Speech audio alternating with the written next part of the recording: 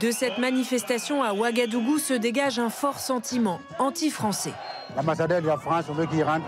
Les militaires qui sont à Cambouessin veulent qu'ils tous y rentrent. Il réclame le départ de 400 soldats des forces spéciales françaises présents depuis 2010 au Burkina Faso pour lutter contre les groupes djihadistes. Des personnes dans ces pays estiment que l'armée française n'est plus en mesure de les aider à lutter contre les groupes djihadistes et certains avancent même des théories conspirationnistes selon lesquelles l'armée française serait l'allié des groupes djihadistes.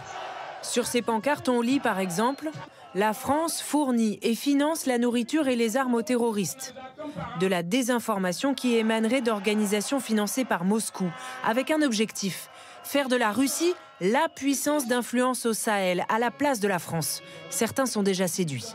Le Burkina Faso a décidé de mener la lutte avec de bons partenaires.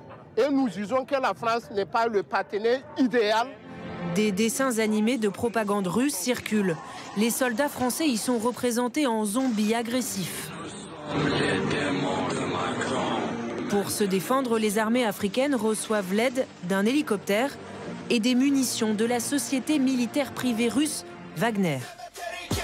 Impossible de savoir si elle est déjà présente au Burkina Faso, mais selon cette chercheuse, ça n'est pas improbable. Aujourd'hui, il y a beaucoup de rumeurs, mais il n'y a rien de véritablement palpable. Il y a eu, cela dit, par exemple, une visite du Premier ministre actuel du Burkina Faso à Moscou récemment. Au Mali, pays voisin, la milice Wagner a profité du départ des troupes françaises l'année dernière pour conclure un accord avec le gouvernement malien.